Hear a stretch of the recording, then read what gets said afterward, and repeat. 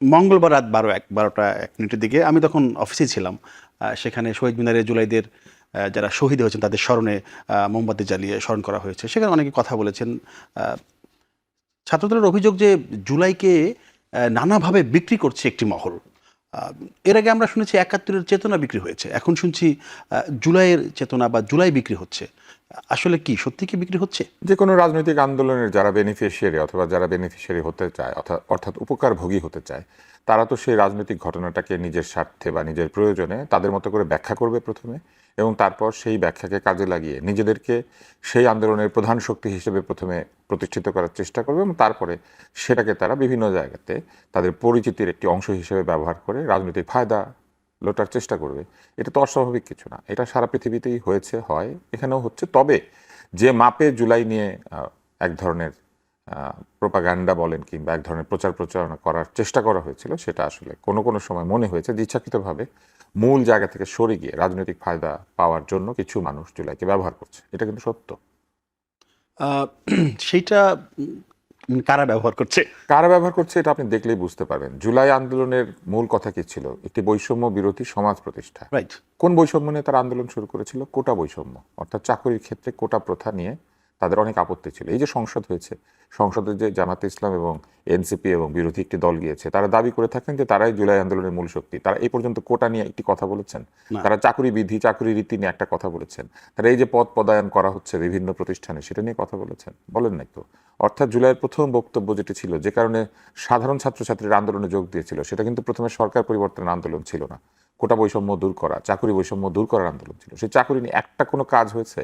অন্তর্বর্তী সরকার যে ছিল, তারা চাকরি বিধিতে, চাকরি রীতিতে তেমন কোনো কার্যকর পরিবর্তন এনেছেন যেখানে মেধাবীরা প্রকৃত অর্থেই সরকারি না শুধু বেসরকারি চাকরিও পাবেন?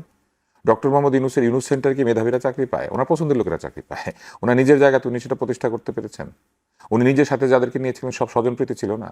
জুলাইয়ের শুরু থেকেই তো জুলাইকে ক্ষতিগ্রস্ত করা হয়েছে। জুলাইয়ের একদম শুরু থেকে জুলাই নিয়ে টালবাহানা করা হয়েছে। আপনি আমাকে আরেকটা কথা বলেন, জুলাই যোদ্ধাদের স্মৃতির উদ্দেশ্যে আপনি মোমবাতি জ্বালছেন কোথায়? ভাষা কারণে যারা শহীদ কেন্দ্রীয় শহীদ মিনারে জ্বালানো। কেন্দ্রীয় শহীদ মিনার। কেন কেন্দ্রীয় শহীদ মিনার? কি বাংলাদেশের সকল শহীদের শহীদ মিনার? মোটেও না। জাতীয় স্মৃতিসৌধ হচ্ছে মুক্তিযোদ্ধাদের শহীদ স্মৃতি। বৌদ্ধভূমি হচ্ছে শহীদ বুদ্ধিজীবীদের, রায়ের বাজার। এবং তাহলে তো সবাই কোথায় যায়, মানে এই জুলাই চেতনা স্তম্ভ তৈরি করছে না, সেখানে পতাকা দিবে। শাহবাগে একটা আছে, যেখানে করুক, জুলাইয়ের মিনার যেটা সেখানে দিবে। তাই হওয়ার কথা না? উচিত কি সেটা নয়? জি। তাই কি তো হওয়ার কথা? কিন্তু শহীদ মিনারকে জুলাই যোদ্ধাদের স্মৃতিসৌধ তো নয়। এটা এটা 52 সালে তৈরি হয়েছে। এ তো যে কোনো শহীদের স্মৃতিসৌধ তো এটা নয়।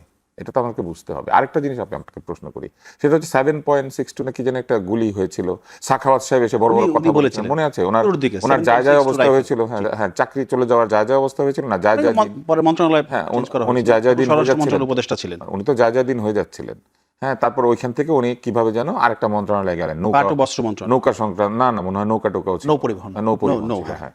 তো উনি তো ওখানে গেলেন, কিন্তু এই কথা তো সত্য যে এই রাইফেল ব্যবহৃত হয়েছে, দূরবর্তী জায়গা থেকে গুলি করে মানুষদেরকে হত্যা করা হয়েছে। এই যে জুলাইয়ের বিচার হচ্ছে, কারাই গুলিটা করেছিল? একজন গুলি করেছে এরকম লোক ধরা পড়েছে?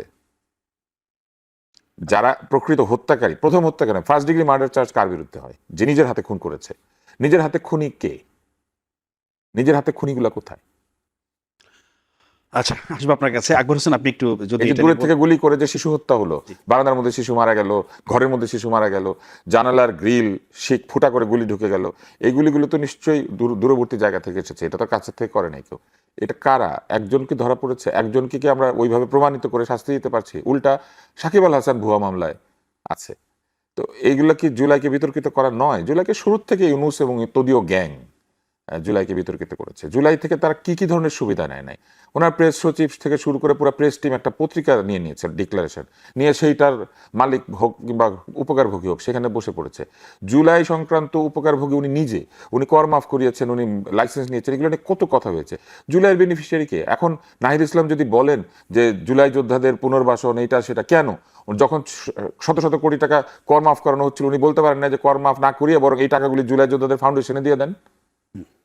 ওনাদের গুরু, ওই যে বলে না যে যদ্যপি আমার গুরু সুরিবাড়ি যায়, একটা লাইন আছে না? হ্যাঁ, তো ওনাদের গুরু যদ্যপি আমার গুরু সুরিবাড়ি যায়, সামাজিক ব্যবসার দিন উনি সামাজিক নৃত্য করবে, এদিকে হামে শিশুরা মারা যাবে, তাদের ওগুলা চোখে লাগে না, তাই না? কেউ নেহারি খেলে তাদের চোখে লাগে। আসবো। আকবর হোসেন, আপনি মানে জুলাইয়ের যে আসলে সেটাই জুলাই যোদ্ধাদের কারণে হয়তো সেটা নষ্ট হয়ে গেছে কিনা সেই জুলাই যোদ্ধাদের কারণে না, জুলাইকে যারা বিক্রি করে তাদের কারণে। তাদের কারণে সেই আলোচনায় জুলাই যোদ্ধারা তো তাদের আত্মত্যাগ করেছে, আত্মত্যাগ তারা করিয়েছে। মহৎ। সেই জায়গাটা যদি আপনি বলতে চান, সেই সাথে রুহুল কবির রিজভী গতকাল একটা কথা বলেছেন যে ফ্যাসিস্টদের অবশিষ্টাংশ রয়ে গেছে, তাদের রুখতেই জুলাইকে বাঁচিয়ে রাখতে হবে। জুলাইকে শুধু তাদের রুখতেই কি বাঁচিয়ে রাখতে হবে, মানে অন্য কোনো উদ্দেশ্য, অন্য কোনো কিছু নাই? দেখেন, জুলাইকে আমি প্রথমত এটা একটা মাস সারপ্রাইজিং গণ অভ্যুত্থান হিসেবে দেখি, এবং এটার সূচনাটা হয়েছিল তো এটার একটা প্রেক্ষাপট ছিল। মানে যদিও এটা কোটা সংস্কার আন্দোলন নিয়ে শুরু হয়েছিল এবং পরবর্তীতে এটা এক দফায় আন্দোলন গেছে। শুরুতে তো আর এটা শেখ হাসিনার পতনের আন্দোলন ছিল না, ওইটা গেছে একেবারে এক দফা। এবং আমার ধারণা যে ধরুন যদি জুলাই মাসের 23-24 তারিখেও তৎকালীন আওয়ামী লীগ সরকার, তৎকালীন স্বরাষ্ট্রমন্ত্রী এবং আওয়ামী লীগের সাধারণ সম্পাদক এবং কয়েককে সরিয়ে দিত এবং কয়েকজন পুলিশ কর্মকর্তাকে সরিয়ে দিত, অ্যারেস্ট করতো, তাহলে হয়তো পরিস্থিতি এই পর্যন্ত আসতো না। এটা মানে আমাদের রিডিংটা ওরকম ছিল আর কি। আচ্ছা। তো যেহেতু আমরা তখন মাঠেই ছিলাম, সাংবাদিকতাই করতাম, বিভিন্ন লোকজনের সঙ্গে কথা বলতাম, ব্যাপারটা আমাদের কাছে এরকম মনে হয়েছিল। এবং আমরা কিন্তু মানে এটা আমাদের চিন্তারও বাইরে ছিল যে শেখ হাসিনা বাংলাদেশ ছেড়ে চলে যাবে বা পালিয়ে যাবে। উই নেভার এক্সপেক্টেড, মানে এটা আমরা চিন্তাও করি নাই। কারণ আমাদের শেষ পর্যন্ত 2 তারিখ বা 3 তারিখে সেটা ধারণা ছিল যে হ্যাঁ, এই সরকার থাকবে না, এটা বোঝাই যাচ্ছিল। হয়তো একটা পলিটিক্যাল নেগোসিয়েশনের মাধ্যমে তারা পাওয়ার হ্যান্ড ওভার করবে এবং এরপরে হয়তো একটা নির্বাচন বা এরকম হবে। মানে এটা ছিল মানে প্রেক্ষাপটটা আমরা যেভাবে রিড করছিলাম সেরকম। কিন্তু আপনারা তো জানেন যে হয়তো এত দ্রুত অবস্থার পরিবর্তন হয়ে গেল, এবং যখন এইভাবে একটা রেজিমের পতন হয়, এটা শুধু আপনি দেখবেন যে এটা বাংলাদেশে না, এটা তৈরি হয় হচ্ছে আমরা যদি নিকট অতীতের যে সমস্ত জায়গাগুলোতে দেখি, যে আরব স্প্রিংয়ের আপনি উদাহরণগুলো দেখেন, মানে সেখানেই তো এরকম মাস সারপ্রাইজিং হয় যেখানে দীর্ঘ বছর ধরে একটা স্বৈরতন্ত্র চেপে বসে থাকে জনগণের ভোট ছাড়া বা জনগণের ম্যান্ডেট ছাড়া। গণঅভ্যুত্থান তখনই আসলে মানে গণঅভ্যুত্থান তো আর কোনো ডেমোক্রেটিক সোসাইটিতে হয় না। তো সো এটা হচ্ছে একটা বিষয়। তো যখন সেই সরকারটা পতন হলো, তখন অনেকের মধ্যে একটা আকাঙ্ক্ষার তৈরি হলো যে ঠিক আছে, হয়ে যেহেতু গেল, এখন আমরা এটাকে কিভাবে কাজে লাগাতে পারি। এবং আপনার মনে থাকবে যে ওই 5ই আগস্ট পরবর্তী সময়ে ঢাকার রাস্তায়, বাংলাদেশের বিভিন্ন জায়গায় যে দেয়ালে যে গ্রাফিটিগুলো লেখা হয়েছিল, সেখানে মানুষ নিজের নানা আশা আকাঙ্ক্ষার কথা নানাভাবে বলা হয়েছে। মানে আমরা এই যে এখন গত 1.5 বছর ধরে সংস্কারবার যে কথাগুলো বলছি, সংস্কার was not in the agenda before 5th of August। আচ্ছা, মানে সংস্কার came in to the agenda after 5th of August। কারণ কি, মানুষজন ওই যে ছেলেপেলেরা বা সবাই রাস্তায় তারা এগুলো লিখেছে যে তারা কি চায়, তাদের ভাবনাগুলো। তো সেইটা একটা রিডিং আর কি। মানে ওইটাই যে একমাত্র কারণ আমি সেটা বলছি না।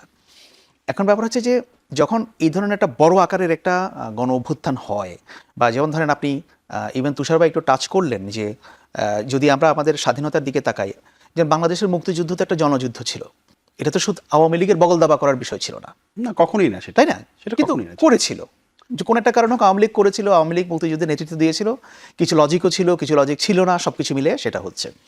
সো এই জুলাই অভ্যুত্থানের পরও এখন দেখলো যে যারা একটা অংশ, তারা এমনভাবে ওই যে জুলাইটাকে নিজেদের দিকে নিয়ে আসার চেষ্টা করলো, অনেকেই তখন মনে করলো যে না, এটা তো আমাদের না। মানে পলিটিক্যাল পার্টিগুলোর মধ্যেই যারা একসঙ্গে জুলাই অভ্যুত্থানে কাজ করেছে, তাদের তো বিভক্তি, তাদের মধ্যে একটা বিভক্তি চলে আসলো। কারণ একটা অংশ যেমন ধরেন জামায়াত ইসলামী এটা দেখানোর চেষ্টা করছে, বা পরবর্তীতে যারা এনসিপি দেখানোর তারা চেষ্টা করছে যে না, আমরাই হচ্ছে এটার মূল শক্তি। তখন বিএনপি আর তাদের সঙ্গে পেরে উঠছে না সেই ন্যারেটিভে, বিএনপি তখন নিজেকে সেটা থেকে একটু আলাদা করেছে। কিন্তু বিএনপি তো দেওয়ার ইন দ্য ফ্রন্ট রো, হয়তো নামে ছিল না কিন্তু বেনামে বিভিন্নভাবে ছিল। এখন সেটা যে কোনোই হোক, ভালো হোক আর খারাপ হোক, ওই অংশটা তারা এটাকে নিয়ে নিয়েছে। আর এটা তো আপনি জানেন যে যখন যেখানেই আপনি একটা সুবিধার প্রশ্ন আসবে, এখানে এটা আমাদের সোসাইটির একটা টেন্ডেন্সি যে মানে মানুষজন নিজেকে ওই সুবিধাটুকু পাওয়ার জন্য নানাভাবে বিক্রি করে, আরেকজনকে বিক্রি করে, ঘটনাকে বিক্রি করে, ইতিহাসকে বিক্রি করে। তো জুলাইয়ের ক্ষেত্রেও সেটাই হয়েছে। যখন আপনি বলেন যে আমি জুলাই যোদ্ধা এই টার্মটার সঙ্গে আমি একমত না, বা গণ অভ্যুত্থানে যারা অংশ নিয়ে যারা আহত হয়েছিল বা নিহত হয়েছিল, তাদেরকে যখন আপনি একটা ইকোনমিক বেনিফিট দেওয়ার প্রশ্ন আসলো, তখন সেটাকে পাওয়ার জন্য আবার অনেক একটা লাইন তৈরি হয়। যারা অংশ নিল, জুলাই যোদ্ধা বলা হয়, তাহলে কি মানে কি বলা যায়? তাহলে এটা তো প্রতিষ্ঠিত হয়ে গেছে। না, এটা তো একটা টার্ম যে যার যার মতো করে ব্যবহার করে। হ্যাঁ, এখন 5ই আগস্টের এটাকে তো বা জুলাই মাসে এটা অনেকে বিপ্লব বলে, আমি এটাকে বিপ্লব বলি না, আমি এটাকে গণ অভ্যুত্থান হিসেবে দেখি। মানে আমি এটাকে পলিটিক্যাল সায়েন্সের টার্মিনোলজিতে বা যে কোনো ইয়েতে আমি এটাকে গণ অভ্যুত্থানের জুলাই সনদ বা জুলাই নিয়ে আচ্ছা। পলিটিক্যাল দলগুলোর মধ্যে তো বিভক্তি এখন। হ্যাঁ, এখন ওই তাহলে যেখানে জনগণ আসছি- কতটা এর মধ্যে না, ওই যেখানে আসছি যে ওই যে সুবিধা বা বিক্রির প্রসঙ্গটা কেন আসলো, প্রসঙ্গটা হচ্ছে আপনি যখন কিছু সুবিধা দিচ্ছেন তখন সেই সুবিধাটা পাওয়ার জন্য একটা দীর্ঘ লাইন তৈরি হয়ে গেল, সেটাকে বিক্রি। যেমনটা ধরেন একইটা আমাদের মুক্তিযুদ্ধ ভাতা নিয়ে যেরকম হলো, দেখেছেন না কতজন সচিব, 19 জন সচিব ভুয়া, এই প্রথম আলোতে রিপোর্ট করেছে, বাংলাদেশে বিভিন্ন পত্রিকায় রিপোর্ট করেছে, তাই না? কতজন ভুয়া মুক্তিযোদ্ধার সার্টিফিকেট দিয়ে চাকরি পেল। আচ্ছা, এরকম এটা কেন হয়েছিল? কারণ হচ্ছে যে ওইটা দিয়ে একটা রিওয়ার্ডের ব্যবস্থা করা হয়েছিল। এখানেও দেখেন যে এই জুলাইকে দিয়ে একটা রিওয়ার্ডের ব্যবস্থা করা হয়েছে।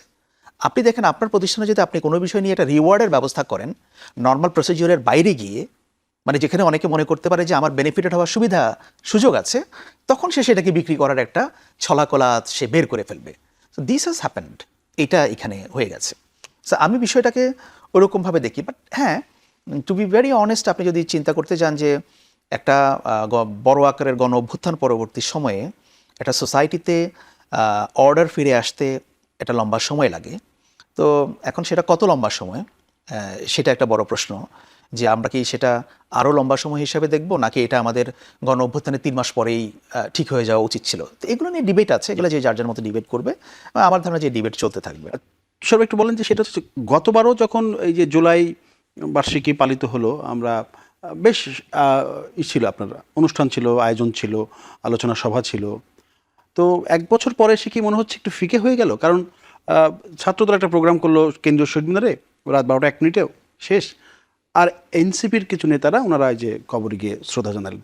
আজকে এছাড়া আর কোনো অনুষ্ঠান নেই বা ওইরকম কোনো আলোচনা সভাও নেই। মানে এটা ফিকে হয়ে গেল, যাচ্ছে কিনা আর কি। না, এটা এখনো বলা যাবে না, কারণ 5ই আগস্ট, যেটাকে তারা 36শে জুলাই বলে থাকেন, সেদিন তারা হয়তো কিছু করতে পারেন, এটা তো আমরা জানি না। তবে আমি বলবো না যে একেবারে ফিকে হয়ে গিয়েছে, তবে টাকা পয়সার যে যোগান সেটা তো কমে গিয়েছে। কেননা এর আগে যখন তারা বড় ভাইদের কাছে গাড়ি পাচ্ছিলেন, টাকা পয়সা পাচ্ছিলেন, বিভিন্ন জায়গা থেকে ক্রাউড ফান্ডিংয়ের নামে টাকা পয়সা নিয়ে আসছিলেন, সেটা তো এখন কমে গিয়েছে। কেননা এখন তো একটি অংশ সরকারের অংশ হয়ে গেছেন বিরোধী দল হিসেবে, সরকারি বেতন ভাতা পাচ্ছেন, মাইক্রোওয়েভ ওভেন চায়, ফ্রিজ চায়, টিভি চায়, গাড়ি চায়, কি কি জানি চায় টায়। তো বৈষম্যের নামে তো এগুলো চাওয়া যায় আসলে, এটা আমরা বুঝলাম। তো যে কারণে সাধারণ মানুষের আগ্রহ কিন্তু কমে গিয়েছে, এটা অস্বীকার করা যাবে না। সেটাই আমি আমি আপনাকে জিজ্ঞাসা আপনাকে করেছি, বলি, কতগুলি সাধারণ মানুষের সংগঠনের অংশগ্রহণটা কথা আপনার মনে আছে? এই যে গত অন্তর্বর্তী সরকারের সময় হঠাৎ গজিয়ে ওঠা জরিপ অর্গানাইজেশনগুলোর কথা আপনার মনে আছে? এখানে আমরা একটা টকশো করেছি। জরিপ বলার এখন কেন জরিপ করে না? এখন তো ওদের জরিপ করা উচিত, যে আসলে মানুষের, সাধারণ মানুষের মনে আসলে এই এনসিপি কিংবা এই জুলাই নিয়ে যারা বিভিন্ন ধরনের প্রচারণা চালান, তারা সাধারণ মানুষের মনে কি ধরনের মানে স্বপ্ন বলেন কিংবা কি ধরনের প্রতিফলন তৈরি করতে পারছেন বা কি ধরনের প্রভাব বিস্তার করতে পারছেন, একটা জরিপ করুক না। এই জরিপের পয়সাকড়িগুলো কোত্থেকে এসেছিল? এখন কি ওই জরিপের পয়সাগুলো আর পাওয়া যাচ্ছে না?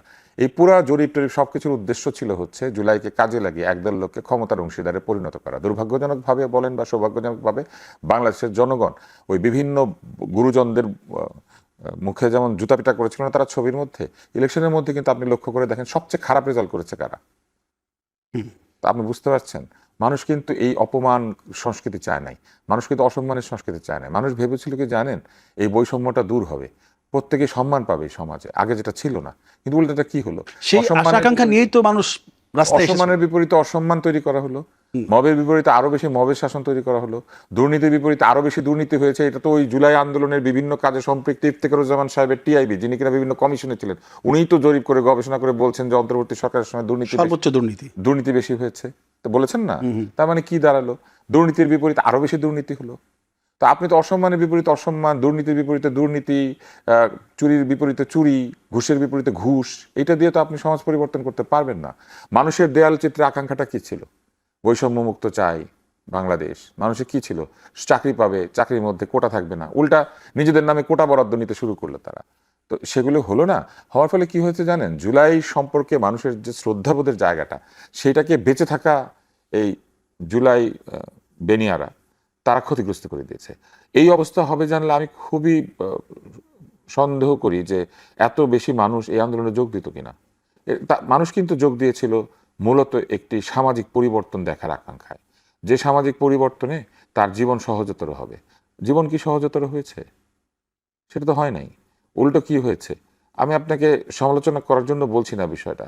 মুহিত সাহেবের বিরুদ্ধে আমি আন্দোলন করেছিলাম, ভ্যাট বসিয়েছিল বেসরকারি বিশ্ববিদ্যালয়, কে আবুল মাল আব্দুল মুহিত? হ্যাঁ হ্যাঁ, অর্থনীতি, বেসরকারি বিশ্ববিদ্যালয়ের পড়াশোনার উপর ভ্যাট বসিয়েছিল। হ্যাঁ। আমি প্রচুর লেখালেখি করেছিলাম যে শিক্ষার উপরে ভ্যাট বসতে পারে না, শিক্ষা মূল্য সংযোজন না, শিক্ষা বিনিয়োগ, আচ্ছা, বিনিয়োগের উপর ভ্যাট না, আপনি আয়ের উপরে ভ্যাট বসাতে পারেন, বেচা বিক্রির উপর ভ্যাট বসাতে পারেন, শিক্ষা তো পণ্য না। এবং তখন মুহিত সাহেবের নামে ট্রল করা হয়েছিল, ভ্যাটম্যান নাম দেওয়া হয়েছিল। তো এইবার যে বেসরকারি বিশ্ববিদ্যালয়ের উপর কর বসে গেল, বেসরকারি বিশ্ববিদ্যালয়ের এত এত ছাত্রছাত্রীরা এই জুলাই আন্দোলনে যোগ দিয়ে এখন কি হবে, একটু বেশি পয়সা দিয়ে পড়াশোনা করবে। তাহলে তো আসলে জুলাইয়ের মূল সুবিধা কারা পাচ্ছে? জুলাইয়ের মূল সুবিধা পাচ্ছে হাসনাত আব্দুল্লাহ, তারপরে কি হান্নান মাসুদ, সরকারি গাড়িতে চড়তে পারছে, এমপি হোস্টেলে থাকতে পারছে, এসির মধ্যে বক্তৃতা দিতে পারছে, এবং আবার ওখানে যাওয়ার আগেই বলেছিল এসিতে বসে থেকে জনগণের কথা ভাবা যায় না।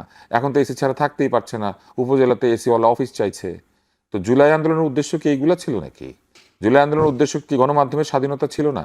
আমরা দেখলাম গণমাধ্যমগুলিতে বিভিন্ন রাজনৈতিক পরিচালকজন ঢুকে পড়ছে, চাকরি নিচ্ছে, নিজেদের বেতন নিজেরা ঠিক করছে। যে গণমাধ্যমে একজন বা দুইজন গাড়ি পেত, 5 জন এখানে চাকরি নেয়, 5 জনই গাড়ি চাইছে।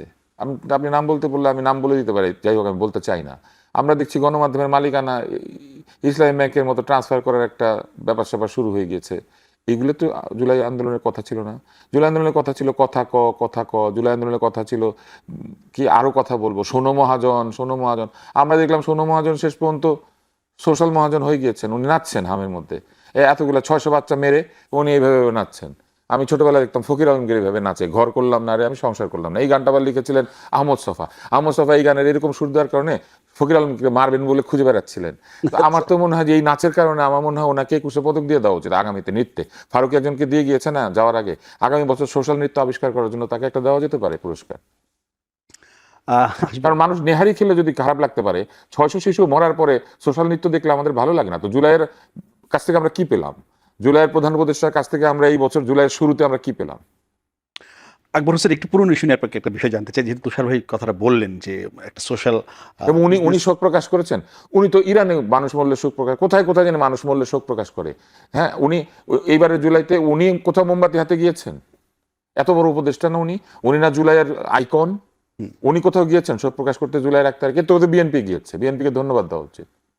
জি, বিরতির যাবো তার আগে একটা প্রশ্ন রেখে যাই, সেটি হচ্ছে যে ডক্টর মোহাম্মদ ইউনুস, আপনার একটা আমি ফেসবুকের স্ট্যাটাস দেখলাম যে ডক্টর মোহাম্মদ ইউনুসের সঙ্গে নাহিদ আসিফের যে দেখা, সেই দেখাটা কি অর্থ বহন করে?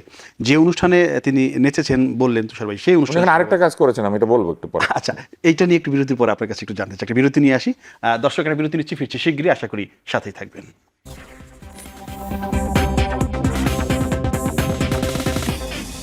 বিরতির পর আবারও স্বাগত জানাচ্ছি আমাদের নিয়মিত জন্য এখন প্রকাশ। আমরা কথা বলছিলাম জুলাই নিয়ে, যেতে চাই আকবর হোসেন, আপনি একটু বলবেন সেটি হচ্ছে যে অনুষ্ঠানে তিনি নেচেছেন সেটা ছিল সম্ভবত সোশ্যাল বিজনেস ডে একটা অনুষ্ঠান। সেই অনুষ্ঠানে সম্ভবত আপনি বলেছেন সেটাকে কেন্দ্র করে যে ডক্টর মোহাম্মদ ইউনুসের সঙ্গে আসিফ বা নাহিদের দেখা আসলে কি অর্থ বহন করে। ওই অনুষ্ঠানে ডক্টর মোহাম্মদ ইউনুস তিনি আবারও নাহিদকে পরিচয় করেছেন, নাহিদ কোনো ব্যক্তি নন, নাহিদ একটি ইতিহাস আবারও পরিচয় করে দিয়েছেন। এভাবে যদি আপনি এটা নিয়ে আপনি লিখেছেন তাই আপনাকে জিজ্ঞাসা করলাম।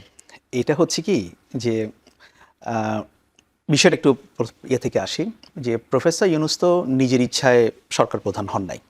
না, বাংলাদেশে 4 দিন কোনো সরকার ছিল না প্র্যাকটিক্যাল। উনি ওই দিন বলেছে যে আসিফ তাকে হ্যাঁ বারবার চাপ দিয়ে। হ্যাঁ, আমি বলছি যে উনি 4 দিন ছিলেন না। হ্যাঁ, তো উনি 4 দিন ছিলেন না, মানে তাহলে 4 দিন তো ওনাকে বাদ দিয়েও সরকার গঠন করতে পারতো। হ্যাঁ, এবং এই গভর্নমেন্ট সরকার প্রসেস মানে গঠন করার সঙ্গে সেনাবাহিনীর প্রধান যিনি এখনো আছেন, বঙ্গভবন প্রেসিডেন্ট এখনো আছেন, বিভিন্ন পলিটিক্যাল পার্টিগুলো তারা এটা করেছে। এবং যখন প্রফেসর ইউনুসের নামটা প্রস্তাব করা হলো, এটা নিয়ে কেউ আপত্তিও করে নাই।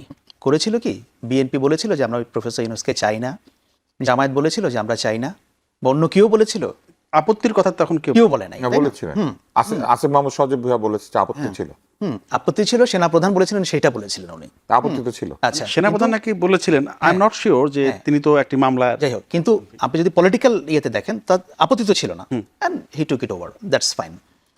এখন এটা তো খুবই জানা কথা যে ধরেন আমরা যেটা দেখছি যে আওয়ামী লীগের একটা ন্যারেটিভ তারা দাঁড় করাতে চাচ্ছে, সেটা হচ্ছে যে তারা দেখাতে চায় যে এই অভ্যুত্থানটা এটা হচ্ছে ইউনুস, মানে তখন তো আর এনসিপি ছিল না, এখন যারা এনসিপির লোকজন তারা এবং জামায়াতের কাজ।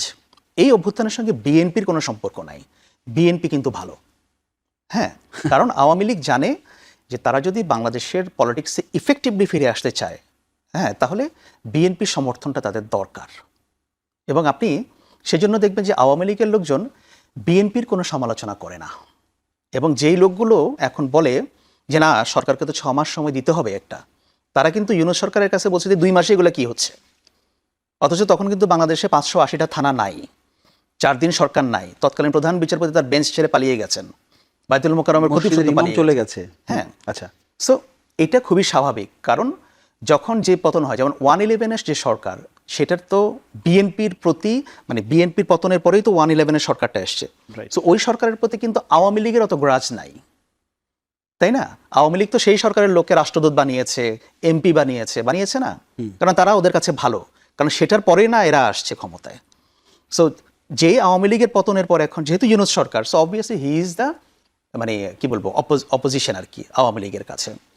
সো এই জন্য যত বেশি সম্ভব ইউনূসকে যেভাবে ডেমোনাইজ করা যায়, ক্রিটিসাইজ করা যায়, এবং সেটা করার মাধ্যমে ইউনূসকে একটা বিএনপির মুখোমুখি দাঁড় করিয়ে দেওয়া, যে লোক এই যে দেখেন, হ্যাঁ আপনারা তো ভালো কিন্তু ইউনূস এত খারাপ। এখন কিন্তু আপনি সোশ্যাল বিজনেস সামিটে যে কথাটা বললেন, এটার সিগনিফিকেন্সটা কোন জায়গায় সেটা আমি বলছি।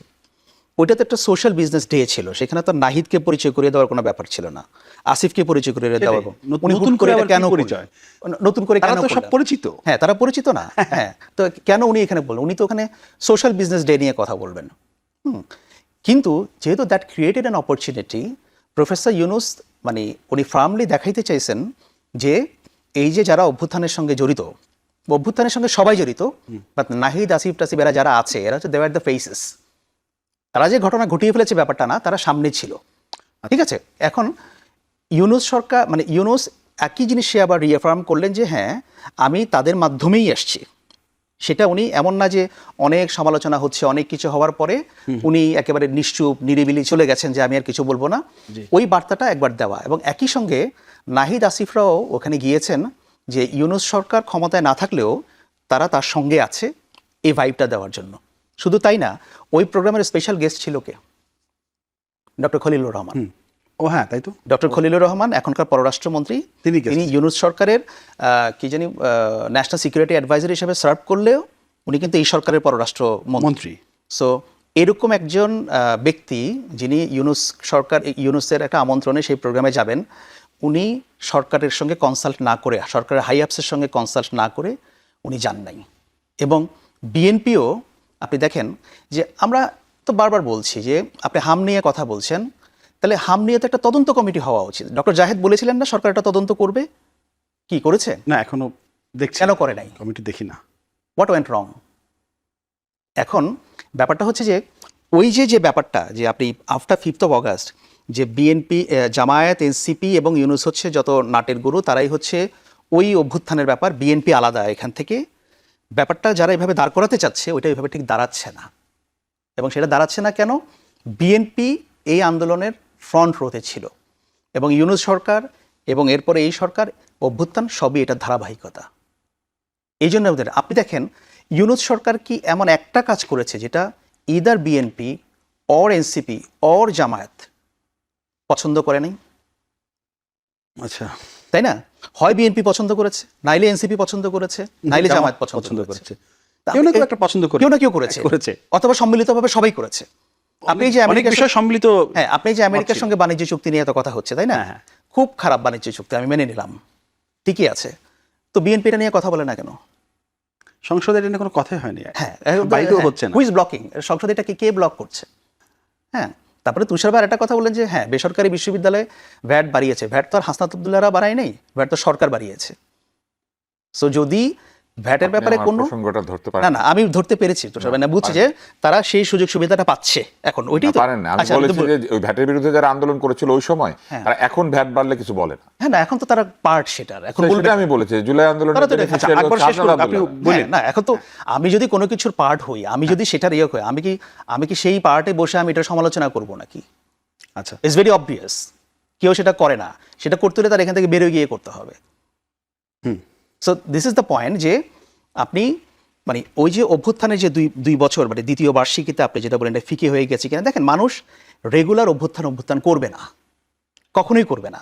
এবং আমি জুলাই এই গণ অভ্যুত্থানটাকে আমি খুবই সিম্পল ওয়েতে দেখি। এটা এই এত সংস্কার এত কিছু এত আমি এভাবে দেখি না ব্যাপারটাকে। আমি দেখি যে এইটা আমাদের গণতন্ত্রের পথে একটা নতুন যাত্রা।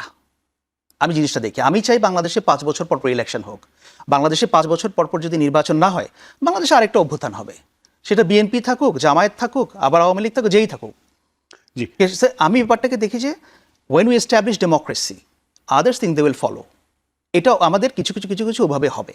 সো এটাকে অত আমি জটিলভাবে উপস্থাপন করতে চাই না। তুষার যদি আকবরের প্রশ্ন কোনো উত্তর দিতে চান, না আমি প্রথম অন্য বিষয় প্রশ্ন হচ্ছে, করব। আপনি যে বিষয়ে আন্দোলন করেছেন, 18 সালে কোটার বিরুদ্ধে আন্দোলন করেছেন, তার আগে ভ্যাটের বিরুদ্ধে আন্দোলন করেছেন, তাহলে সেই ঘটনাগুলি যদি এখন ঘটে তাহলে আপনি সেটার প্রতিবাদ করবেন না, আপনি করছেন না, তার মানে হচ্ছে আকবর বলছে এই ভ্যাট তো আপনার নিয়তের মধ্যে সরকার সমস্যা বসিয়েছে। আছে। না, সরকারই তো বসাবে, কিন্তু ওনারা প্রতিবাদ কেন আগের করছেন বারও তো সরকারই বসিয়েছিল। হ্যাঁ, হ্যাঁ। কিন্তু যাদের প্রতিবাদ করার কথা ছিল তারা করছে না, তার মানে জুলাই আন্দোলনের যে চরিত্র, সেই চরিত্র তারা হারিয়ে ফেলেছেন। তারা যেটা সঠিক সেটার পক্ষে কোনো কথা বলছেন না, আচ্ছা। বা যেটা বেঠিক সেটার প্রতিবাদে কিছু বলছেন না, উল্টা নিজেরা সুবিধা নেওয়ার চেষ্টা করছেন। আর ইউনূসকে ডেমোনাইজ করার কিছু নাই। ইউনূস নিজের ডেমনে পরিণত হয়েছেন, অথবা তিনি ডেমন ছিলেনই। কেননা একটা লোক কি করে ক্ষমতায় আসার পরে নিজের কর মাফ করে, নিজের ক্ষমতা খাটিয়ে নিজের প্রতিষ্ঠানের জন্য একটার পর একটা বেনিফিট নেয়, এগুলা কি দুর্নীতি না? এগুলো অবশ্যই দুর্নীতি। এগুলো হচ্ছে এক ধরনের ক্ষমতাকে ব্যবহার করে নিজের জন্য সুবিধা আদায় করা। এটা কি সঠিক? এটা সঠিক কাজ নয়। এগুলো কি আমরা তাকে শিখিয়ে দিয়েছিলাম? বুঝলাম উনি নিজের ইচ্ছায় ক্ষমতায় বসে না, ওনাকে এনে বসানো হয়েছিল। কিন্তু ওনাকে কি এগুলা করতেও বলে দিয়েছিল যে ওনার আয়কর মাফ করে দিতে হবে, নোবেল পাইলে ভবিষ্যতে কেউ কর দিবে না? উনি দিতে চায় না, উনি দিবে না। ভবিষ্যতে নোবেল বিজয়ী কর দিতে চায় কি না চায় উনি জানে কেমনে? তো এগুলা কোনো কথা নাকি যে ইউনূসকে ডেমোনাইজ করা হচ্ছে আওয়ামী লীগের পক্ষে যাওয়ার জন্য? খুবই বাজে কথা। ইউনূস সাহেবের ডেমোনাইজেশন উনি নিজেই নিজেকে করেছেন। জাপান থেকে ফিরে এসে উনি একটা নার্সিং নিয়ে কথা বলতে শুরু করলেন। ওনার উপদেষ্টারা সব বিদেশে গেল চিকিৎসা নিতে, 70 লাখ 80 লাখ টাকা করে এক একজনের নাম উঠছে। মোস্তফা সরোয়ার ফারুকের কি অসুখ হয়েছিল? আমি তো ডাক্তার, আমি এটা জানতে চাই যে সে যে 7.5 লক্ষ টাকা নিয়েছে, না প্রায় 8.5 লক্ষ ধর্ম টাকা উপদেষ্টা নিয়েছে। নিয়েছে 84 লাখ। ধর্ম উপদেষ্টা যে কি অসুখ হয়েছিল, যে ওনার কি কারণে উনি চিকিৎসা করতে এখানে গিয়েছিলেন? আমার তো এটা জানার অধিকার আছে, কারণ আমি একজন নাগরিক। তার মধ্যে আমি আবার চিকিৎসক, আমি বুঝি তো অন্তত যে আমার সামনে কোনো ফাইল দিলে যে কি অসুখ না, কারা পরীক্ষা করে তাদেরকে বিদেশ যাত্রার পারমিশন দিয়েছিল, কোন কোন ডাক্তারেরা, এগুলো জানার অধিকার নেই আমাদেরকে? আপনার মনে আছে ডক্টর ইউনূস আসার পরে প্রথম যে কয়েকটা অ্যাপয়েন্টমেন্ট দিয়েছিল তার মধ্যে একটা হচ্ছে ব্যক্তিগত চিকিৎসক, মনে আছে আপনার? তো ব্যক্তিগত চিকিৎসক কেন লাগে? জুলাই আন্দোলন তো এইসবের বিরুদ্ধেই ছিল যে ব্যক্তিগত চিকিৎসক লাগে না। সারা দেশের চিকিৎসা ব্যবস্থা আছে, আপনার যখন যাকে দরকার তার কাছে আপনি চিকিৎসা করতে যাবেন। আপনি কি রাজা নাকি? শেখ হাসিনা কি রানী ছিল নাকি যে এবিএম আব্দুল্লাহকে ব্যক্তিগত চিকিৎসক নিয়োগ করেছিল? এগুলো হচ্ছে রাজারানির ব্যাপার। ব্যক্তিগত কবি থাকে, ব্যক্তিগত চিকিৎসক থাকে। ব্যক্তিগত চিকিৎসক আর কি জিনিস? Every person is year personal physician, every doctor is every person বলা উচিত, every doctor is year personal physician. আপনি যখন যার কাছে যাবেন তখন তিনি আপনাকে চিকিৎসা করবেন। আপনার রোগ হইল পশ্চাতে, আপনি যাবেন চোখের ডাক্তারের কাছে, আপনি ব্যক্তিগত চিকিৎসক চোখের ডাক্তার? এগুলো প্রশ্ন করা যাবে না। উনি কিন্তু ব্যক্তিগত চিকিৎসক নিয়োগ দিয়েছিলেন। এখন উনি সোশ্যাল বিজনেস ডেতে কি করলেন? আমি তো একটু নেচেই দেখিয়েছি যে উনি যে নাচছিলেন। হ্যাঁ, এই সোশ্যাল বিজনেস ডেতে উনি কি করেছেন? উনি মূলত একটা পিআর করেছেন। লোকজনকে ডেকে উনি আবার প্রমাণ করার চেষ্টা করেছেন যে এই জুলাই আন্দোলনে ওনার কোনো ভূমিকা ছিল না, ওনাকে এনে বসিয়ে দিয়েছিল। অথচ জামাত ইসলামের ইউরোপের মুখপাত্র আবু বকর মোল্লা ভাই কিন্তু বলেছেন যে উনি এই আন্দোলনের সাথে জড়িত ছিলেন। তাহলে আবু বকর মোল্লা ভাইকে জিজ্ঞেস করা উচিত যে কিভাবে জড়িত ছিলেন ডক্টর ইউনূস। উনি বলেছেন যে ডক্টর ইউনূস লবিং ফার্ম অন্যান্য কিভাবে সাহায্য করেছেন তাদেরকে। তো উনি কেন এখন বলে যে আমি জড়িত ছিলাম না? ঠিক আছে, উনি জড়িত ছিল না। জুলাই আন্দোলনের সময় উনি অলিম্পিকে গিয়ে পতাকা উড়াচ্ছিল। জুলাই আন্দোলনের সময় এখানে কেউ ঘরের মধ্যে চুপ করে বসে থাকলে তাকে বলা হয়েছে আপনি কেন চুপ করে বসে আছেন, আপনি দোষর, আপনি কথা বলেন নাই কেন, আপনার দোষ আছে। সাকিব আল হাসান ক্রিকেট খেলছিল বলে আপনি হত্যা করেছেন। আর উনি জুলাই আন্দোলনের সময় পতাকা উড়াচ্ছিল ফ্রান্সে। উনি 3 দিন আসে নাই কারণ ওনার চিকিৎসা চলছিল ওইখানে। ওনার কিন্তু কোনো দোষ নাই, উনি পতাকা উড়াইলে দোষ নাই। ওনার সাথে তখন অলিম্পিকে আর কে পতাকা উড়াচ্ছিল? নসরুল আহমেদ যে এমপি ছিলেন, মন্ত্রী, তার ছোট ভাই শুটিং ফেডারেশনের মহাসচিব, সেও পতাকা উড়াচ্ছিল, তখন অলিম্পিকে ছিল। উনিও ছিল, ওরাও ছিল। আমরা যখন কথা বলবো, আমরা যখন সমালোচনা করবো, এটা কাউকে মহৎ করার জন্য না, কাউকে দেবতা বানানোর জন্য না, কাউকে শয়তান বানানোর জন্য না। যে যেটা করেছে সেটা বলবো, মানুষ বিচার করবে কোনটা ঠিক আর কোনটা ঠিক না। উনি কি করেছেন আপনি দেখেন তো ক্ষমতায় বসার পরে। হ্যাঁ, উনি এমন কোনো কিছু করেন নাই যেটাতে বিএনপি রেগে গিয়েছে। বিএনপি তো খলিলুর রহমান সাহেব সম্পর্কে রেগে গিয়েছিল। কি বিবৃতি আছে আপনারা সবাই আমরা জানি, খলিলুর সাহেব অনেক বিবৃতি জানেন, দিয়েছেন। জি। এবং সবাই মনে করে যে এখানে ওনার একটা ভূমিকা আছে। কিছু কিছু মানুষ যে এখনো বিএনপি সরকারের মধ্যে রয়ে গিয়েছে ওনার নিয়োজিত, এখানে ওনার একটা ভূমিকা আছে, এটা অনেকেই মনে করে থাকে। সেটা বরং এই সোশ্যাল বিজনেস ডেটা আরেকবার প্রমাণিত হয়েছে। জি। এবং শুধু তাই না, এই যে উনি নাহিদকে আবার পরিচয় করে দিচ্ছেন, এর কারণ হচ্ছে উনি এদেরকে ক্ষমতা নিয়ে যাওয়ার চেষ্টা করেছিলেন। আপনার মনে আছে উনি কি বলেছিলেন? ভোটের বয়স 17 বছর করে দিতে হবে। উনি এটা বলে ফেলেছিলেন আসার কয়েক মাসের মধ্যে। এখন 2 মাসের মধ্যে কেউ যদি সব উল্টাপাল্টা কথা বলে 4 মাস 5 মাসের মধ্যে, তাহলে তার সমালোচনা হবে না। এই সরকারকে মানুষ 6 মাস কেন 2 বছর সময় দিতে চায়? এই বাজেটে এই সরকার 2 বছর সময় চায় না, কেন চেয়েছে? কারণ এই সরকার গণতান্ত্রিকভাবে ভোটে নির্বাচিত একটা সরকার। অনির্বাচিত সরকারকে মানুষ কি কারণে 6 মাস সময় দিবে, আর 1.5 বছর সময় দিবে, 2 বছর সময় দিবে, যেখানে নিজের জন্য উনি সই করছেন 600 কোটি টাকার উপরে কর মাফ করাচ্ছেন, এটার জন্য আমরা ওনাকে সময় দিব? ওনাকে আমরা দিয়েছিলাম নির্বাচন সংস্কার এবং বিচারের জন্য। উনি বিচার ঠিক মতো করতে পেরেছিলেন? ভুয়া মামলা কতগুলো করেছে ওনার সময়? ভুয়া মামলা করে সাংবাদিকদেরকে ধরে নিয়ে গেছে, রাজনীতিবিদদেরকে ধরে নিয়ে গেছে, সব ভুয়া মামলা। মানুষ জানে এগুলো ভুয়া মামলা। আসবো তো সব আপনাকে স্যার। এবং আরো কথা আছে, উনি এদেরকে কেন এখন পরিচয় করে দিচ্ছেন? উনি রাজনীতিতে ওনার প্রভাব যে এখনো আছে এটা বোঝানোর চেষ্টা করছেন। রাজনীতিতে উনি যদি সত্যি ওনার প্রভাব আছে এটা দেখাতে চান, আমি মনে করি অ্যাপয়েন্টেড অবস্থায় না, উনি উপদেষ্টা হিসেবে অ্যাপয়েন্টেড হয়েছিলেন, আরো কোনো অ্যাপয়েন্টেড পোস্টে না গিয়ে উনি ভোটে দাঁড়াক, একটা দল বানাক, ভোটে দাঁড়াক, অথবা উনি এনসিপির হয়ে ভোটে দল দাঁড়াক। তো উনি আগে বানিয়েছিলেন, যাই হোক সেই দল বানিয়ে তো উনি কিছু করতে পারে না। আকবর- এবং ওনার যতগুলা সামাজিক ব্যবসা প্রতিষ্ঠান আছে কয়টা লাভে আছে এটা উনি ডিক্লেয়ার করুক, কয়টার জন্য উনি সরকারকে কর দেয় সেটা ডিক্লেয়ার করুক। আশা করছি করবেন। আচ্ছা আকবর, আপনি একটু একটা বিষয় যে ইন্টারিম গভর্নমেন্টের সময় তো সবাই বললেন যে ব্যাপক দুর্নীতি অনিয়মের কথা বলেছেন, বা আমরাও জানি এরকম হয়েছে, পত্রপত্রিকায় এসেছে। সংসদে দাঁড়িয়ে স্বরাষ্ট্রমন্ত্রী বলেছেন যে অন্তর্বর্তী সরকারের সময় সবচেয়ে বেশি দুর্নীতি হয়েছে, এবং তিনি প্রধানমন্ত্রীকে রিকোয়েস্ট করেছেন যে এই সব দুর্নীতি এবং তাদের সময় যত কাজকর্ম আছে সেগুলো যেন টিআইবি ইনভেস্টিগেশন করে দেখে। আপনার কাছে কি মনে হয় এই তদন্তগুলো হবে শেষ পর্যন্ত? হচ্ছে না কেন? Who's stopping? আচ্ছা, তাদেরকে আটকাচ্ছে কে? কেউ আটকাচ্ছে বিএনপিকে? না দেন মানে এই যে আহ্বানটা জানিয়েছেন মানে ইনভেস্টিগেশন করার জন্য, এটা তো আহ্বান জানানোর শেষে কিন্তু এগুলো অনেক সময় দেখি এটা তো আমরা হয় না। এটা তো পার্লামেন্টে আহ্বান জানানোর কোনো ব্যাপার না। সরকার মনে করবে যে আমি ইনভেস্টিগেট করব, হ্যাঁ তো করুক না। আমি তো তুষার ভাইয়ের সঙ্গে ফুললি এগ্রি করি যে এই যে উনি এতগুলো অনিয়ম দুর্নীতির কথা বললেন, রাইট, ইটস ওপেন, করুক ইনভেস্টিগেশন। হ্যাঁ, আপনারা বিএনপিকে চাপ দেন যে আপনারা ইনভেস্টিগেট করেন। এখন ইউনুস তো দেশে আছে, সে যেন দেশের বাইরে যেতে না পারে। ইনভেস্টিগেশন হোক, বিচার হোক, তারপর আমরা দেখি। সেটাই বললাম না, এই ইনভেস্টিগেশনগুলো হ্যাঁ, এখন এটা কার কাছে করতে হবে? হতে পারে। এটা তো এখনকার সরকারের কাছে করতে হবে না? হবে না, ওনারা ইন্ডেমনিটি নিয়েছেন, ওনাদের কাজের কোনো না, আদালতে যাওয়া যাবে না। কিচ্ছু না। বিএনপি তো 35টা যে ওই যে অধ্যাদেশ করে নাই, পার্লামেন্ট না চাইলে কোনো ইন্ডেমনিটি থাকে না, ওটা চলে যাবে। বিএনপির এখন ফুল মেজরিটি আছে, যে কোনো জিনিস বাতিল মেজরিটি আছে, তারা তো অনেক সেটা করতে পারে, যে কোনো জিনিস তো করুক না। তাহলে আপনারা বিএনপির কাছে জোর করে দাবি করেন যে এই যে ইউনুস কোটি কোটি টাকা মেরে দিল, বিলিয়নস অফ ডলার্স, হ্যাঁ এত ট্যাক্স ফাঁকি দিল, উনি মারে নাই, এত কিছু করলো, উনি মারে নাই, উনি এত ক্ষমতাকে কাজে বেনিফিটেড লাগিয়ে হইলো, benefit নিয়েছে। এত বেনিফিটেড হইলো, হ্যাঁ অন্যায়ভাবে বেনিফিটেড হলো। আমি মনে করি each and every incident should be investigated, and এটা আদালতের মাধ্যমে এটাকে সুরাহা হোক, ইনভেস্টিগেশন হোক, ইউনুসকে আটকানো হোক, সে যেন দেশের বাইরে যেতে না পারে না, ততদিন দেশের বাইরে পর্যন্ত। যেতে না পারারও কিন্তু হ্যাঁ, কোনো কারণ নাই। আচ্ছা না, আমি বলি না, কারণ পালাই গেলে তো তখন আর একটা কেন পালাতে হবে? হ্যাঁ দেশের বাইরে- আছে না, ওই আবার বেনজিরের মতো যদি ছেড়ে দেশে, তার এক মুশকিল। এখন যেটা করতে হবে করুক, এটা গভর্নমেন্টের হাতে আছে। পার্লামেন্টও তারা মেজরিটি, সরকার চাইলে এটা করতে পারে। এটা সরকারের স্বরাষ্ট্রমন্ত্রী পার্লামেন্টে আহ্বান জানানোর কোনো বিষয় না। It's a matter of decision. আপনি ডিসাইড করবেন। হ্যাঁ, এখনো দুর্নীতি দমন কমিশন খালি আছে, সেটাতে এটাকে তাড়াতাড়ি রিকনস্টিটিউট করে এগুলো ইনিশিয়েট করা দরকার। আমিও আহ্বান করি যে হোক, আমরা দেখতে চাই যে কি হয়েছে আসলে, দিন শেষে What went wrong? দিন শেষে এগুলো হবে। এখন না হইলে তো শুনেন, না হলে সেটা কার দায়? আমরা তো দাবি করছি, তুষার ভাইও দাবি করছে, সেটা সরকারের দায়। হ্যাঁ হ্যাঁ, ওনারা আমরা তো দাবি করছি যে চলেন না তুষার ভাইয়ের সঙ্গে একসঙ্গে আন্দোলনে যাবো। আমি কিন্তু বিচার দাবি করি নাই, হ্যাঁ। আমি শুধু বলেছি যে যে অপরাধ করেছে সে অপরাধের বা অন্যায়ের বা যে কোনো ধরনের অনৈতিক কাজের আমরা যদি মনে করি যেগুলি ক্ষমতাকে কাজে লাগিয়ে তারা করেছেন, হ্যাঁ। আপনি মনে করেন মদ খেয়েছেন, মাতাল হয়েছেন, আমি সেটার জন্য আপনার বিচার চাই না। আমি বিচার চাই আপনি যদি মদের দোকানে ঢুকে লুট করেন, সেটার বিচার চাই। হ্যাঁ। তো সেই রকম উনি কি করেছেন?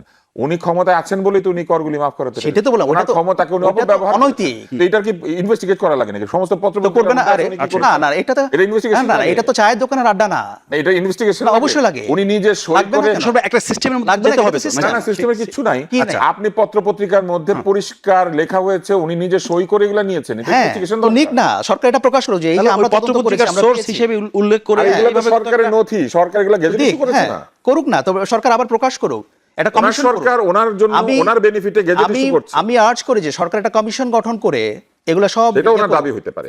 সেগুলো করুক। হ্যাঁ, আমি বলবো যে মোস্তফা কামাল দুর্নীতিবাজ, কিন্তু হ্যাঁ আমি তাকে মিডিয়া ট্রায়াল করব না, আমি তার অরিজিনাল ট্রায়াল করব। মোস্তফা কামালকে, ডক্টর ইউনূসকে কেউ দুর্নীতিবাদ বলে নাই, বলেছে উনি ক্ষমতাকে অপব্যবহার করে হোক, সেটারও শাস্তি নিজের হতে হবে। বেনিফিটে ব্যবহার করেছে। সেটাও শাস্তি হতে হবে। সেটা যদি বাংলাদেশে প্রচলিত আইন হ্যাঁ, থাকে সেটা তো হবে। হোক, আসেন আমি সেটার জন্য চাই যে হোক, কিন্তু this is not media trial. একবারও চাচ্ছে হোক একটা সিস্টেম। এখানে কেউ কিন্তু মিডিয়া ট্রায়াল করে নাই। মিডিয়া ট্রায়াল শব্দটা অপব্যবহার করা হচ্ছে। মিডিয়া ট্রায়াল হচ্ছে কি জিনিস, কেউ অপরাধী সাব্যস্ত হওয়ার আগে তাকে অপরাধী বলা। তাই তো বলা কিন্তু হচ্ছে। যেটা এখানে আছে পরিষ্কার, যে কাজ কোথায় আছে? আমি করলে হবে যে আমি অনৈতিক কাজ করছি, সেই কাজ উনি করলে কেন অনৈতিক হবে? সেটাই তো বলছি, এটা কি মিডিয়া ট্রায়াল না? হ্যাঁ, না মিডিয়া ট্রায়াল না তো কি? আপনি তো মানে যারাই বলছেন, হ্যাঁ, তারা তো এই উদাহরণগুলোকে আনছেন। এটা কি মিডিয়া ট্রায়াল? এখন সরকারও তো বলছে। মিডিয়া ট্রায়াল কি জিনিস? তাহলে তো- মিডিয়া ট্রায়াল হচ্ছে একজনের বিরুদ্ধে অভিযোগ হয়েছে, হ্যাঁ, যার কোনো- বিচার আগেই তার যার কোনো- অভিযোগ যার বলে কোনো দেওয়া। সাক্ষী সাবুত কিচ্ছু নাই। এগুলো তো অভিযোগ। সেইটা হচ্ছে মিডিয়া হ্যাঁ, ট্রায়াল। এগুলো তো অভিযোগ। এটা আপনি অভিযোগ। প্রমাণ করতে হবেন না। আপনি তো রাষ্ট্র এটা ব্যবস্থা অভিযোগ। মানছেন না। উনি যে ওনার আপনি তো আয়কর রাষ্ট্র- মাফ করিয়েছেন, এটা হ্যাঁ, অভিযোগ, এটা তো হ্যাঁ, প্রমাণিত।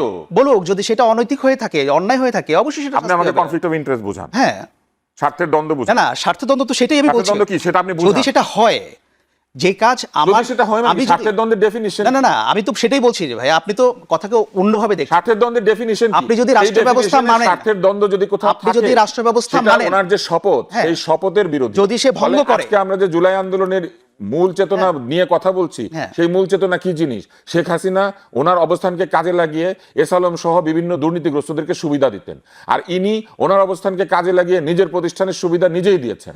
আমি মোস্তফা কামাল, আমি এটা শেষ করি। আচ্ছা। হ্যাঁ, আমি ওনার সঙ্গে ফুললি এগ্রি করি। ধরেন এটা কয়টা জিনিস। আপনার সাথে সে ফুলি এগ্রি করছে। আমি না, করি না। মিডিয়া ট্রায়াল না তো এটা। না না, আমি বলছি ঠিক আছে। আমি বলি, প্রথমত উনি যে কাজগুলো করেছেন, তুষার ভাই যেগুলো বললেন, এগুলো হয়তো মানে কি বলবো, ওগুলা ইল্লিগাল না, অনৈতিক হইতে পারে। এটা একটা জিনিস। আচ্ছা, আবার এটা এখন বুঝতে পারছি। হ্যাঁ, আবার হয়তো এটা ইল্লিগালও হইতে পারে। ঠিক আছে, যে ইল্লিগালও হইতে পারে কিন্তু। হ্যাঁ, তাহলে ইদার উনি এটা অনৈতিক কাজ করেছেন, নাহলে ইল্লিগাল কাজ করেছেন, অথবা উনি কনফ্লিক্ট অফ ইন্টারেস্ট যেটা, সেটা আমাদের কনস্টিটিউশনে কিন্তু কনফ্লিক্ট অফ ইন্টারেস্টের কথা বলা আছে, যে আপনি এমন কোনো কাজ করতে পারবেন না আপনার পদে থেকে যেটা আপনার এই কনফ্লিক্ট অফ ইন্টারেস্ট তৈরি করে। হ্যাঁ, সো এই যে কোনো জিনিস যদি এগুলো হয়, এই তিনটার যে কোনোটাই শাস্তিযোগ্য, বিচারযোগ্য। অ্যাটলিস্ট ধরেন সরকার বিচার করলো না, আমি ধরলাম যে ঠিক আছে বিচার হবে না, কিন্তু আমরা এই গভর্নমেন্টের কাছ থেকে জানতে চাই হোয়াট ওয়েন্ট রং। এত কথা উঠছে কেন? আমরা তো জানতেই চাইতে পারি, আমি নাগরিক হিসেবে অবশ্যই জানতে চাই। হ্যাঁ, এত কথা উঠছে কেন? হ্যাঁ, সেটাই। তারা একটা ইনভেস্টিগেশন করুক, করে বলুক যে এই 10টা প্রতিষ্ঠান ইউনুসের এই 2000 কোটি টাকা কর মওকুফ নিয়েছে। হ্যাঁ, এই 10টা প্রতিষ্ঠান আপনি চাচ্ছেন একটা সিস্টেমের মধ্যে দিয়ে এটা হোক। অফকোর্স আপনি যদি রাষ্ট্র ব্যবস্থা মানেন, আপনার তো এটা করতে হবে। জি, একটা বিরতি নেই, বাকি Yeah, here I conclude. Yeah. দর্শক একটা বিরতি নিচ্ছে, ফিরছে শীঘ্রই, আশা করি সাথেই থাকবে।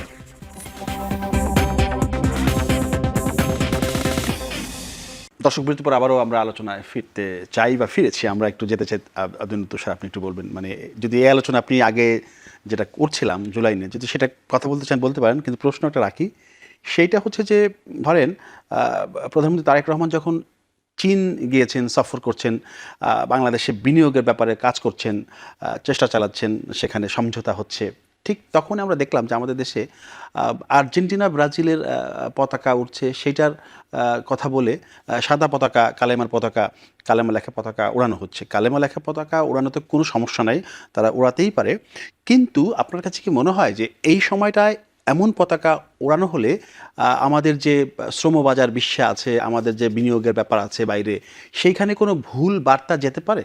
আমার মনে হয় এই প্রশ্নটা আপনি সামাজিক দিবস সংক্রান্ত বিষয়ে আলোচনা না করে ডক্টর মোহাম্মদ ইউনূসকে করতে পারতেন। এরকম একটা পরিবেশ যে বাংলাদেশে তৈরি করে দেওয়া হয়েছে, এটা ওনার কৃতিত্ব, উনি এটা করেছেন। ব্রাজিল এবং আর্জেন্টিনার পতাকার পাশে আপনি যখন কলেমার পতাকা রাখেন, কে সম্মানিত হয়? আমি তো মনে করি না যে ব্রাজিল এবং আর্জেন্টিনার পতাকার পাশে আমাদের কলেমার পতাকা উড়ানোই উচিত, এই কারণে যে আমাদের কলেমার সম্মান আছে একটা বড়। আপনি ব্রাজিল আর আর্জেন্টিনার পাশে কেন এটা, এই তুলনাটা আসবে কেন?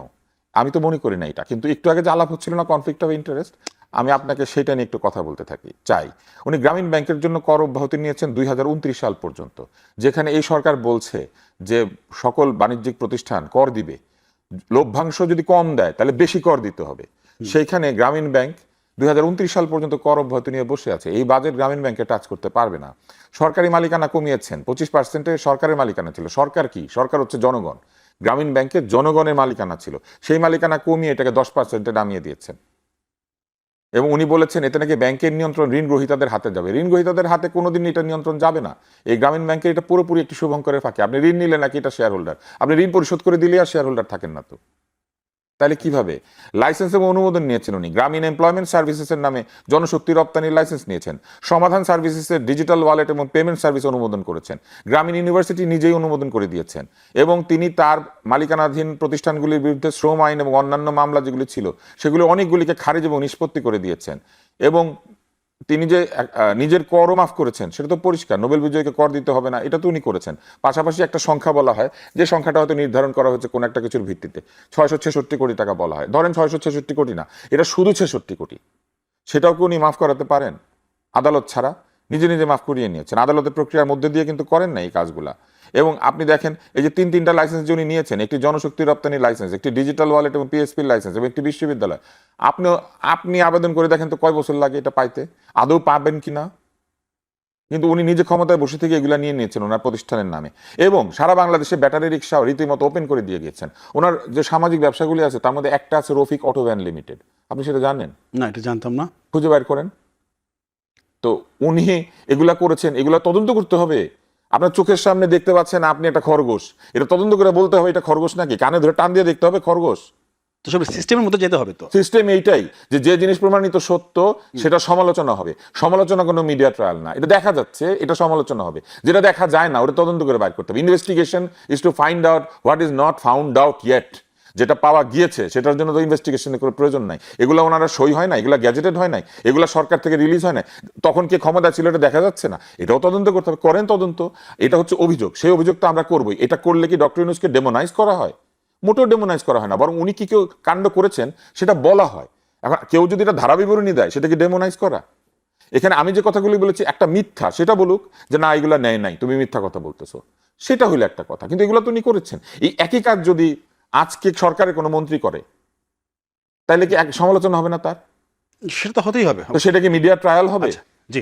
যেখানে কি না সরকারের একজন মন্ত্রীর সন্তানের নামে নাকি থানা নাকি ইউনিয়ন থানার নাম হয়েছিল, প্রধানমন্ত্রী সেই ক্ষেত্রে হস্তক্ষেপ করেছেন, সেটা বাতিল হয়েছে। এটাকে বলা হয়েছে কি ওই একই কথা, ক্ষমতায় থেকে সুবিধা নেওয়া, কনফ্লিক্ট অফ ইন্টারেস্ট।